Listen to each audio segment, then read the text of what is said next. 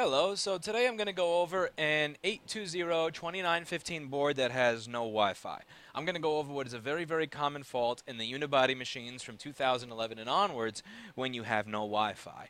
Now, just to preface, if you have no Wi-Fi on the older machines, 99% of the time, you're going to notice that a little piece of tape is missing. So Apple likes to put these little pieces of foam on top of things that are made of metal. So inside of a computer, which has a lot of components that are made of metal of some type that can short easily if you put metal right near them, they like to put little metal pads. Why is beyond me, truly beyond me. I think it's just to fuck with people and make them fuck up their repairs.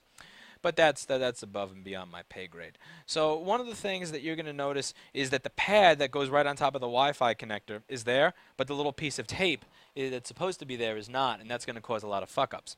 Now what happens on the newer ones, the ones that have this type of connector over here, let me show you on this 2915 based motherboard, my favorite motherboard. See this thing? Let's see if I can get a zoom on it. See if I can hold a computer like this without dropping it. Alright, so the ones with this board is that there's an inductor that's fucked up. So let me show you what that looks like here. So, yeah, alright. Let's try to get a good look. So here's the tweezers. Alright, I did just pull the battery because I have a dead hard drive in here, so I don't give a shit if I kill it. So see this? Alright. So see this right here? We're going to replace that inductor because 99% of the time it's dead. Again, in this case, I know that I truly don't even have to measure it to know that it's the issue, but I'm going to measure it anyway just for the hell of it, since I said that I really haven't lived up to my promise of doing some more live repairs on this channel. So let's get the multimeter within live view. And let's, actually, you know what? It might actually just be easier if I use the oscilloscope. I have such a wiring mess over here. Like, seriously, it's shameful. Alright, so let's plug this in. Now, also, I should show you on the big screen here. Now, the big screen's going to look a little bit more messed up than it did before because my other cable got ripped up by my cat. So I actually have an HDMI display port. Alright, so I'm not sure how long I was talking to myself there for, but anyway, I'm up to the point where I'm going to replace that inductor. I truly don't know how long I was actually talking to myself, so I'm just going to go over some of what my thought process was. So when I originally measured this before I went to grab my camera, I saw 3.3 volts on one side of the inductor for Wi-Fi, but I did not see it on the other side. So then, as soon as I took the Wi-Fi card off, I saw 3.3 volts on both sides. So my going theory is that this inductor that I'm about to replace here is destroyed, and because it's destroyed, it is not allowing the power to go through when the Wi-Fi card itself is connected, so it's not able to handle that load. And since it looks like shit around it, as you can see, it does look like garbage around it. Like this is nasty. I do believe that I have a chance of being right. So what I did is I put Captain tape around the Wi-Fi connector because I don't have those hot tweezers that I really should have by now. Again, you can get away with not having hot tweezers for laptop board repair. If I did cell phone board repair, I would not be able to get away with that. So what Captain tape is this heat-resistant tape that allows me to heat things up without heating up the things that are around them. So when I'm doing this with a hot air station, what I do is I have a lot of air and very low air. I have a lot of heat but very low airflow. So the idea here is to heat the component a lot with very low air so it doesn't really get under that Wi-Fi connector and mess it up. So, but the only thing is it's hard. It stresses the iron itself to do that, especially with these larger, high, our models. Like again, if you have something like I would say the Hacko 851, I think the 851 is the right model that I should be thinking of. Yeah, like that's a very small one. So on that one, you can get away with having the airflow very low and the heat high because it's not really a powerful one. But this one is a fairly powerful one, so when you have the air very low, it winds up destroying the heating element, which is not a good thing. So what I'm doing here is I'm taking a capacitor off of a board that is totally dead. So my Zomal machine here that gets used for replacing graphics chips and other ball grid array components, it crashed right into a board in the middle of a profile. I mean, like, just for no reason, just went gonk. It damn near put a hole right through the friggin' board. So that board itself is, I would say, useless. That the connector itself it did not get damaged right next to whatever it is you're soldering, and you also want to look to see that the component just snaps into place. When it snaps into place, you know you did a good job. Now, as I was saying when I was probably talking to myself earlier, it's often a common goal to make sure that, like, to test one thing at a time. So if, for example, I'm replacing that inductor, the average technician would not try a different Wi-Fi card and cable. Now, before I started doing this, I tested another Wi-Fi card and cable, and it did not work. That's how I knew that the problem was board related. That's how I knew that the problem had to have been on the motherboard. So now the thing is, what I don't know is if that Wi-Fi card and cable caused my inductor to blow. So right now, what my main interest is in figuring out if what I did actually fixed anything. So I don't want to let anything in the circuit that may undo what I did, because then I won't get to answer that question. So conventional wisdom is to test one thing at a time. What I want to do is I like to fix as many things I can at one time. Again, because, like, for example, let's say I fixed the backlight circuitry on a board. I never plug the original screen in with it, because what if the original screen caused it to blow? I'll plug in a different screen. And then afterwards, I'll plug in the original one. And then at least I know I'm working with a working circuit. And then I can see with the old screen if the old screen had caused the issue. But I don't want to plug that thing in originally, because it's just going to cause me nightmares and misery. I want to see, the question that I want to answer above all else right now with great impatience is, did the repair that I do actually do anything? So what I said I was going to do is plug in a different card, and I just plugged this one in, and I was just about to turn it on. Jesus Christ. Wow. That is some next level stupidity on my part.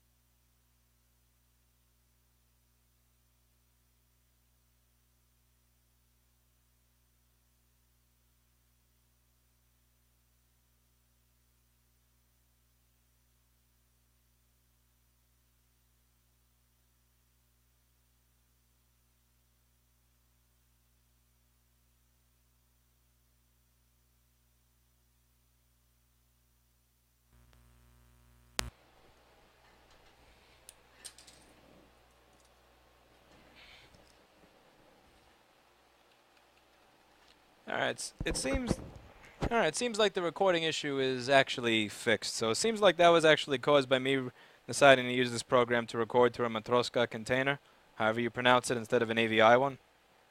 Which is weird, because I'm recording X264 video. I mean, I don't like using AVI because it's just a shitty video container all around. It became a standard because everybody used it, which is just the dumbest reason to use anything anyway. It's like everybody uses MP3. You should use it even though it's the only codec, the only real codec that you'll find that's not gapless. It's just, I always like to use stuff that's actually good. But this works, and if for whatever reason that's causing it to freeze, I'm not going to deal with it. And I'm also not going to try to figure out what it is, because that is truly of low priority in life and of low consequence to me. So what I'm going to do is I'm going to boot this up with a different drive, because I am tired of waiting for the test drive that I have in here with the bad sectors in the drive to boot up. And I'm going to test it on my drive.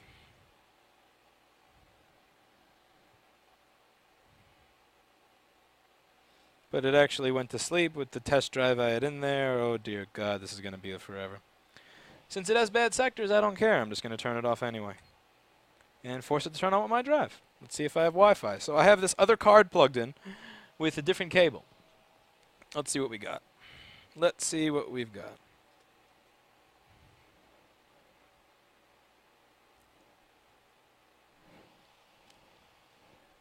Wish me luck.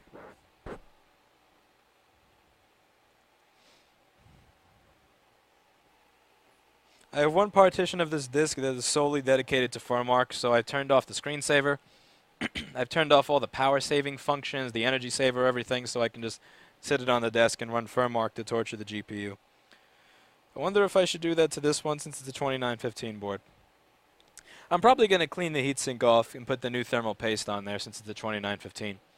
What I use here is this Tunic TX4 stuff. In addition to reading reviews, I actually did buy some of the best thermal paste to see how they perform. Because some of those thermal pastes in those reviews, they get good reviews, but they literally measure 10 Celsius worse than this in real-world use. And in the review, it's 1C different. And after a lot of usage, I figured out that this Tunic TX4, it's 13 bucks for a really small tube, but it's really good stuff. It works amazingly well. Amazingly well.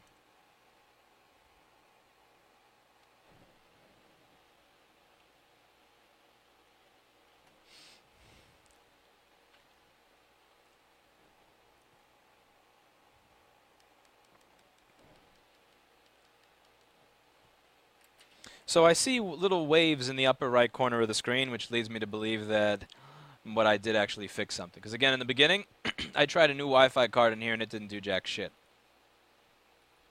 I'm also going to open up the schematic and explain everything again because I honestly don't know how much of the video didn't show up. So I'm going to explain what I was doing to find out that there was a Wi-Fi issue and explain how I found it in the schematic. Because again, I don't know when the video stopped recording. I'm not going to start from scratch and go over all this crap again.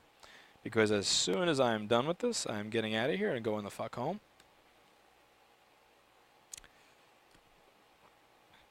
If this is channel, honestly, if this channel winds up getting like 500,000 subscribers, where people all over the world are watching it, and I'm getting, you know, and I have a staff of like 40 more people off of all the business that it got, I'll make an honest, concentrated effort to make these videos more professional. But for now, while this is being done in my spare time, I am totally cool with this just being, you know, if something fucks up, I just explain it again, or I trip over the cable, you know, I just edit around it. Because, you know, as I said, you kind of test out these ideas to see if they work.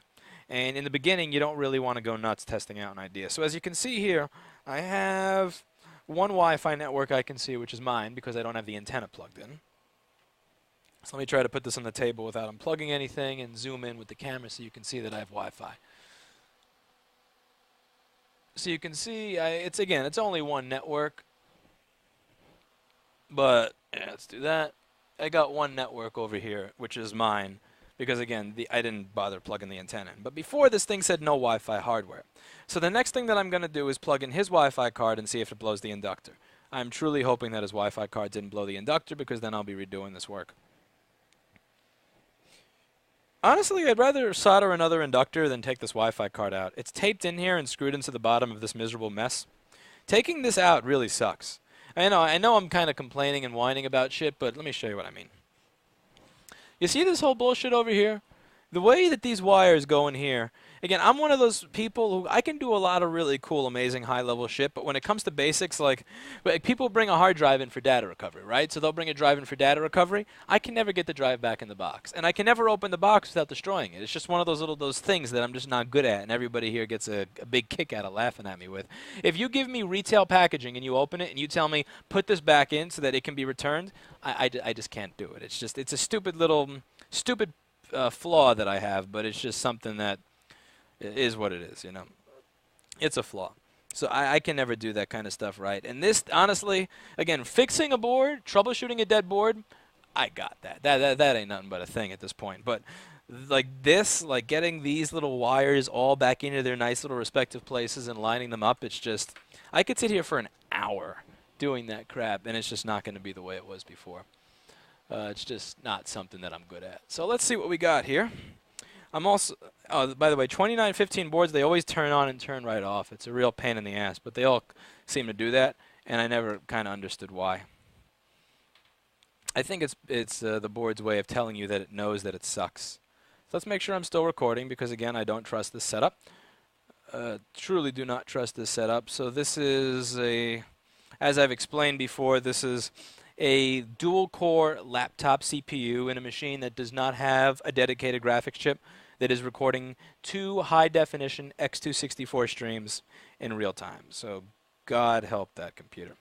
And it does look like it's actually recording properly, so I'm guessing that recording in Matroska was something that that VLC was protesting. Again, why is beyond me, but is what it is. I really can't complain too much about free software when it doesn't work properly. I honestly prefer to pay for things like that. You know, I mean, I prefer to pay for stuff where because when you pay, you have the right to bitch. Like my salesman, he loves giving people small things and saying leave a tip, Because we did something real, so you got to kind of leave 20 bucks or else you're a dick, but you can't refund a tip, you know what I mean? And it's kind of like his way of taking the money but taking away somebody's ability to complain or whine. It doesn't always work. I've given away free screen protectors and people have had trouble applying them. Not the cheap shit, something good, and they actually complain about the free screen protector, which is why I don't do that anymore.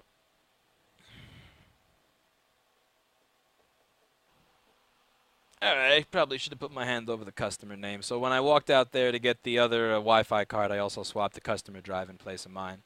And I don't have a little waveform over there. Sucks. So which means that something is messed up. So now I'm going to boot into my operating system and see if I have Wi-Fi. It would be some shit if this Wi-Fi card blew my inductor. That would suck. So let's boot into my operating system. Alrighty. Oh joy, my operating system is not showing up on this list anymore. So when you hold down Option, it'll actually show you all of the drives and all the partitions available.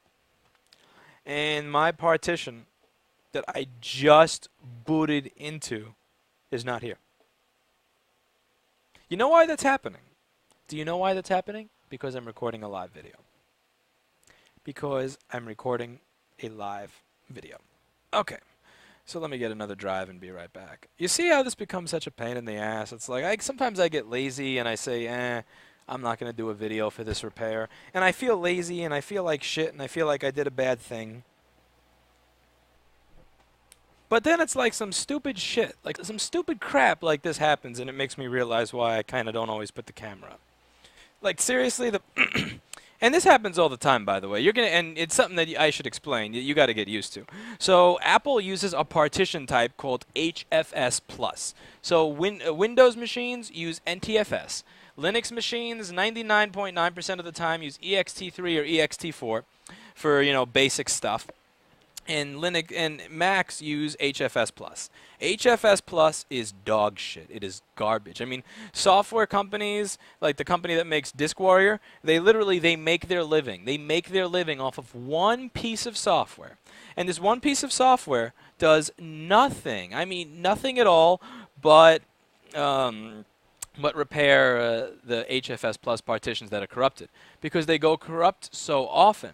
And the thing is, it's just a crappy partition scheme. I can't scientifically tell you from a computer science standpoint why they suck, but I know that they suck. It truly does corrupt for no reason, and it makes people think that their drive is dead when it's not.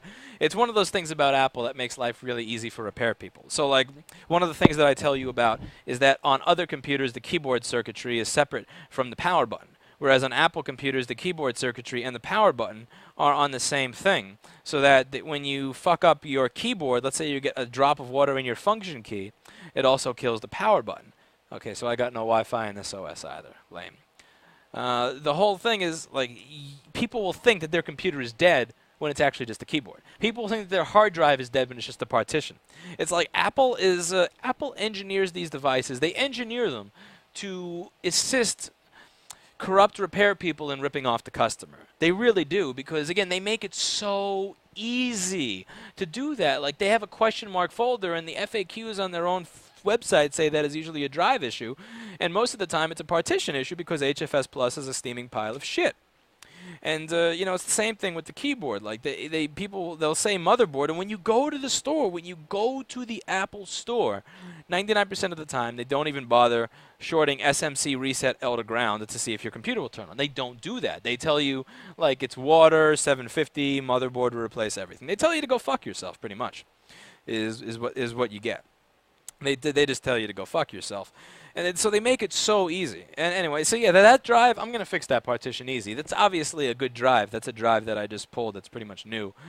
I'm 99.9% certain that drive is fine. It's just the partition died just because it decided to die. Like, it's that fucking unreliable. Which is why it truly kills me when people go, I don't use PCs because Macs are more reliable. Macs are more stable. No, they're not. My ext4 partition has not died once in 6 years. I never turn my computer off properly. I mean never actually go to, log to the menu, go log out, go shut down. No, I hold the power button or I rip the battery out. You can turn a Mac off properly every day. You can be so nice to it. And that HFS Plus partition will just fucking die and become incurably corrupt for no reason. Again, are there companies out there making hundreds of thousands of dollars off of consumers to fix ext4 partitions? No, because they just work. But HFS Plus, this is one of the many reasons I can't use an Apple computer. I don't want to use it. Like, my computer is fucking up because it has a slow processor, and I am using it to record 2 HD video streams at the same time while doing other crap. Like, I get why it fucks up. I forgive it for that. But when you fuck up just powering on and powering off for no reason, and that's the other thing, this is a $2,000, $2,700 machine. This Lenovo is a $600 piece of shit. And I like Lenovo, but I did pay $600 for that laptop, which means it has to be a piece of shit because I paid $600 for it. Alright, so this is dead, no Wi-Fi, which means that that inductor probably exploded again as a result of me plugging the old Wi-Fi card. So you see why I did that the way I did it? Do you understand why I did everything the way I did it? I did that the way I did it because I wanted to know. So if I plugged that old Wi-Fi card in again, I would have had to replace the inductor again, but I would have not had confidence in what I was doing. Now that I know that that thing works, now that I know for a fact that with a new Wi-Fi card and a new cable that it works, I am in a state of confidence. And that's a very, very important thing when you're doing this work, is you need to be in a state of confidence. You need to feel like what I'm doing is working, I'm making progress, I'm getting somewhere. Because again, when you're looking at that 70-page schematic, when you're looking at that 70 pages of shit, I should zoom out so you're not just staring at my damn table. When you're looking at that 70 pages of shit, you have to feel like you own it. You have to feel like you're getting somewhere, because if you don't, it's very, very easy to become discouraged. And when you become discouraged, your brain stops working properly. I don't have proof of it. I don't have studies on it, but I just feel like when I become discouraged, my IQ goes down. My analytical thinking goes to shit. My problem solving becomes less robust, and that's not what you want to have happen. You want your problem solving, you want your game to be at top level, and that's where I'm hoping to stay at. So that's why when I solve a problem, I want to get rid of everything in front of it that may cause that problem to reoccur, so I can confirm to myself that I fixed it. Again, and I know I'm going to start sounding like some kind of therapist or motivational speaker, but mindset is everything when you're doing this. When you're trying to learn something, when you're trying to learn something new, and there's nobody out there to teach it to you, and there's no resources there to help you, like with this kind of motherboard repair, you don't want to become discouraged, because it will fuck up the entire process. And you won't learn anything, and you won't get anywhere. So it's very, very important to me to set up these basic systems so that I can make sure I'm encouraged at all times. And one of the other things that I do very, very often, I leave on a success. If it takes me until 2 in the morning to get a success, I leave at 2 in the morning. If I planned on leaving at 8, but I hit a great amount of successes at 7, I just leave at 7. I try to end every day on a success. I go home knowing that I did something right. I leave and I go out with other people just knowing that I did a good job. I don't like leaving. I don't like ending the day on a bunch of failures and a bunch of no fixes and a bunch of I don't know why the fuck this didn't work the way it's supposed to. I won't spend my whole day banging my head against the wall on one job. I don't want you to think that I'm going to stay until I figure that one thing out, because that is a very, very bad habit to get into, and it's something that I'll talk about in a later video. But one of the things that I don't do is leave the day on a failure. I always leave my day on a success. I always leave this place with success. All right, so back to the microscope and onto another board to steal an inductor from. I already stole the inductor from you. I already stole the inductor from you. I did not steal the inductor from you. Surprisingly, I've stolen everything else from you. My dead board section is looking really, really crappy. I mean, it's been getting shittier and shittier, but I mean, I steal so much stuff from these dead boards that I have. It's like, I'm surprised there's anything left. I mean, some of these boards are at a point where there's seriously more stolen components than working components. Alrighty, so let's just...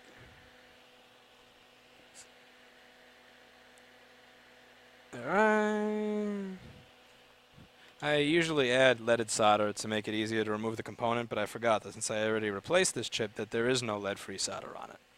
So I was just being an idiot there by adding new solder when I clearly did not have to. Yeah, so you see how much easier it is? So remember how hard it was in the beginning? I don't know if you were actually able to see that because the video fucked up, but removing that in the beginning was a pain in the ass. But with leaded solder, it's like, dink! Just comes right off. And now you may be thinking that's why leaded solder is bad. That's why you should use lead-free solder. There's another video that I have here where I'm showing you just how shitty the lead-free solder is. Like, you touch it, you poke it. I poke that shit with my tweezers and I'm destroying it. I poke it with a multimeter probe and I destroy it. And the leaded solder doesn't. So leaded solder comes off easy when you want it to come off and does not come off when you try to damage it. Lead-free solder never comes off when you want it to. As you can see right now, I'm skull-fucking this thing with heat and it refuses to come off. But lead-free solder will always fuck up when you don't want it to, when you just poke at it. And when you're heating it, to actually remove a component, it never wants to move. But when you you touch it the wrong way, then it'll get destroyed and blah.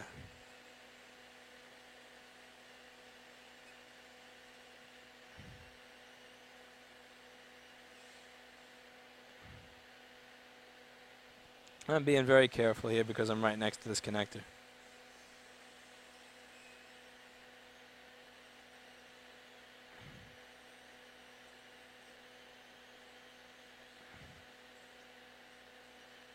That's not moving into place the way I like it. You know why it's not moving into place the way I want it to? Because I got that Captain tape there. I just let the broken board fall to the ground. I put a little bit too much Captain tape on this time. So that didn't go on there as perfectly as I would have liked. Blah. Remember how I told you not to be a perfectionist? And you see how I'm being a perfectionist when it's 2 in the morning? I'm not setting a good example, am I? I'm setting a terrible example, actually, because I'm doing what I tell you not to.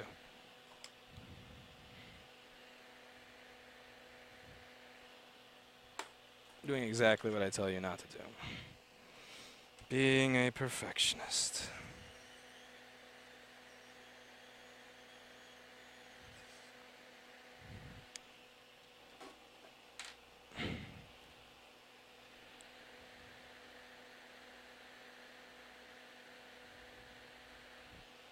Okay. That could have been much better. That's not neat. I'm going to be on some do as I say, not as I do with this. When you do this, you really should just buy hot tweezers. Just buy hot tweezers. So that, again, the first one of these that I did came out perfect. The second one I did, not so perfect. Again, the thing with the hot tweezers, for me not buying them, it's really not that I'm a cheap bum, because when it comes to tools and when it comes to work, I'm not a cheap bum. I'm not. What it comes down to is I'm at the end of the day and I'm at the end of the job and I'm like, man, I really want to buy hot tweezers, and then I'm like, yeah, I really want to get that cab ride home, and then when I get home, it's, yeah, I really want to go to sleep, and the hot tweezers never get bought. It's that kind of thing. You understand? And then the next day I have such a list of crap I have to do that I just kind of forget about it. And this has been about 5 or 6 years in the making now. So it's been about 5 or 6 years that I've been putting off this whole buying hot tweezers thing. Hot tweezers are tweezers that get hot. So you can solder chips with them, you can remove things with them. The whole idea is that you don't have to apply hot air where you have to worry about boiling and burning connectors. The whole idea with hot tweezers is that you can simply, deal with components like that and add and remove them instantly instead of dealing with the hot air. And that component doesn't look... Now the thing is, again, I know that component doesn't look perfect, and I am probably actually going to wind up fixing it after I redo the video. But just for scientific purposes, if the component is sticking up off the board, that's not that good because it's easier to knock off. So since it's further away from the board, it's further away from the actual solder, and there's space between it and the board, which gives you more leverage to push it off. But if it's close to the board, even if it's a little crooked, it's good. So that one, again, I know that is a good solder connection, and I know that you're not knocking that shit off the board for anything. So that's not really what my worry is. So if you do something like that, I'm not saying that you should aim to do work that isn't perfect, but you're fine. You really are fine. And I just plugged the original Wi-Fi card in. Did you see what I was just about to do? All right, so we're going to plug this Wi-Fi card in.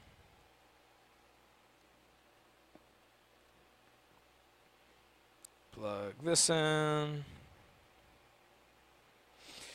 Now, usually I would try with my operating system before his because I want to just make sure that it works within mine. But a Wi-Fi card can kill an inductor, right? An operating system is not going to kill an inductor. So I'm cool trying it again with his OS to see if I'm done. Alrighty.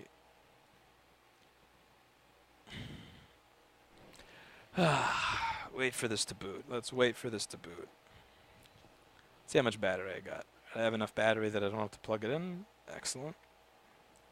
So while I'm waiting for this to boot, I might as well go over the cause of the problem in the television. Again, I'm not sure how much of the video got cut off before or how much you missed. This isn't going to look that great because one of my cables died, which means I'm stuck on 1080p. So my cat likes to fuck with this cable, and again, while I do spend money on things for work that are important when it comes to my personal life, I am so cheap that I'm actually carrying a DisplayPort to HDMI cable back and forth between work and here. And it's a cool looking one that I had. It was a really cool looking one, so my cat liked to destroy it. And I'm not one of those people that believes that cables do anything different, so when I finally got a new one, I bought this cheap $6 shit off Amazon, which again, I tell you not to buy cheap shit. I tell you not to buy the cheap crap all the time. And what do? I buy the cheap crap. And what happens to the cheap crap cable? I connect it to the TV that used to work in 4K, and now it only works at 1080p. So it does look like shit. But you'll live with it. So what I did here is I Control F on the schematic, and then I searched for Wi-Fi. So let's do that here. Wi-Fi. So there, I see this by the SMC, I see a little, what is it, pull up or a pull down resistor, and then that's kind of boring to me. I want to see a Wi-Fi circuit. That's what I'm looking for here. Oh, fuck off with that shit. All right. So let's see. Where do I see? Again, this is just a list of crap. Okay, so this is something that looks like, here we go, airport. Here we go. All right. So let's take a look here. Now, in the schematic, there are going to be parts that say something called critical.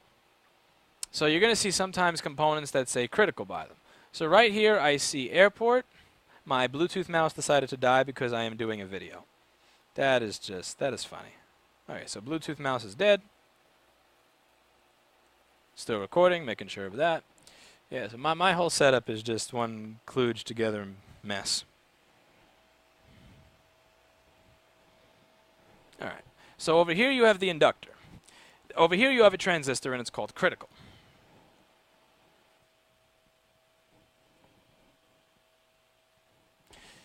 And it says PP3V3 WLAN. So as I said, PP, just consider that power. The V, consider that a decimal point.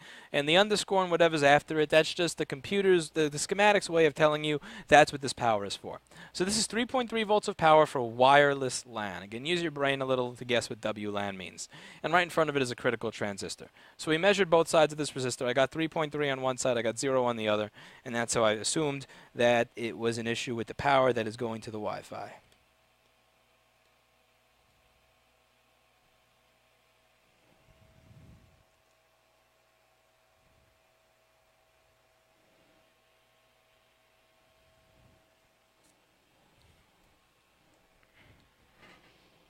Alrighty, let's see what we get here.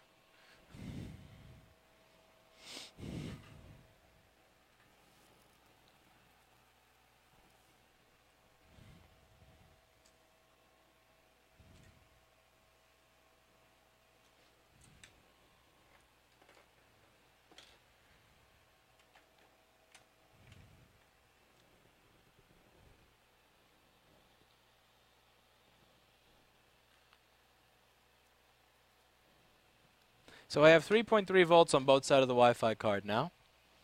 Yeah, you didn't get to see that because of the camera zoom.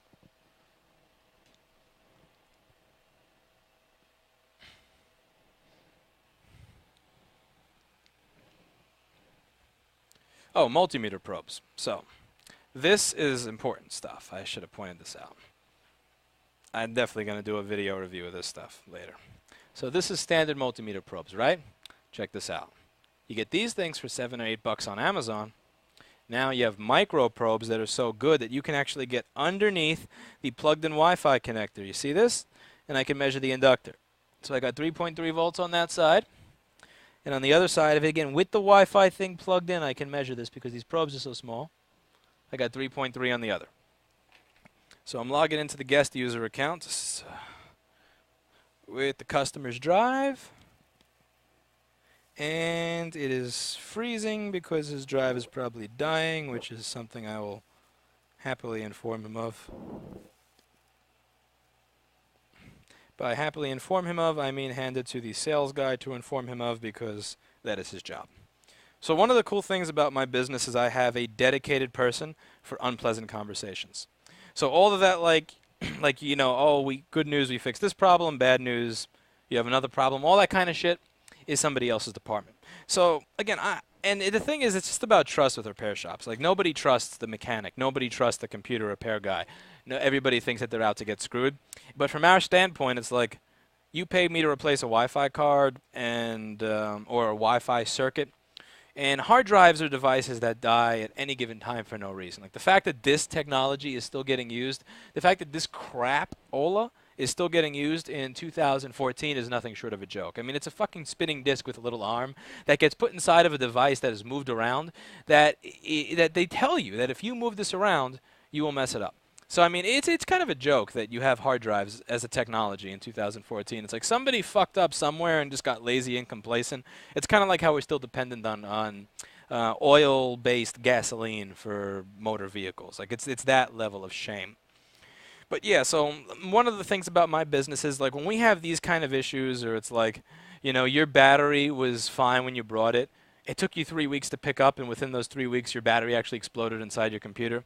Like, honestly, I could explain it to somebody. I could explain how that happened over a period of 15, 20, 30 minutes, and they're going to leave okay with it. But that's going to take away from the time I have to do this. So I'm going to do one of two things. I'm going to brush it off very quickly in 90 seconds because I don't want to deal with it, and they're going to hate me. Or I'm going to explain that to them over 20 or 30 minutes and not get any repairs done. And this is one of the reasons that a lot of repair shops get these things where these bad reviews for poor communication, because they either they don't communicate with people on the repairs because they're too busy communicating on all the other miserable crap, like your drive died while we were doing this and it has nothing to do with us. So they don't have time to actually do the repairs in the time frame they said they would. Or they get all the repairs done in the right time frame, but when it comes time to have those difficult conversations and go on and explain everything and make the customer feel like they're cared for and they're not getting screwed over, when it comes time to have that 20-minute conversation, they have a 90-second conversation so they can get back to work. Again, it's not like all the people who do this are evil. They just kind of choose their compromises. So one of the things I did when my business got to the point where we had a lot of these jobs is I actually hired somebody who has all the knowledge of a technician, so he knows everything that the techs know. He's as good enough that he could actually sit here and do half of the stuff that I do, but I pay him a technician salary, which again is higher than, let's say, a customer service salary. I pay him a technician salary to be a technician who knows all this stuff, but his primary job function is that of a salesman. But anyway, going back to work, you don't give a fuck about how my business works or any of that shit. You care about seeing the Wi-Fi work. So check it out. So as you can see, my Wi-Fi here in the guest account works perfectly fine.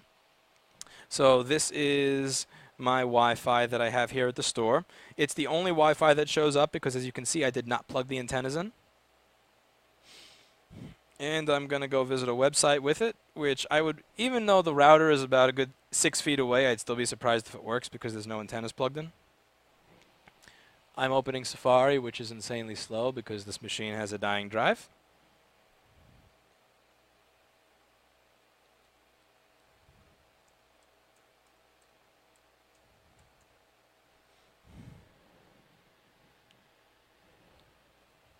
That's one of the other things about Apple as well. Like, you never see Western Digital black drives in these computers. You never see, you know, those Seagate solid-state hybrid hard drives in these computers. Never. And they're expensive.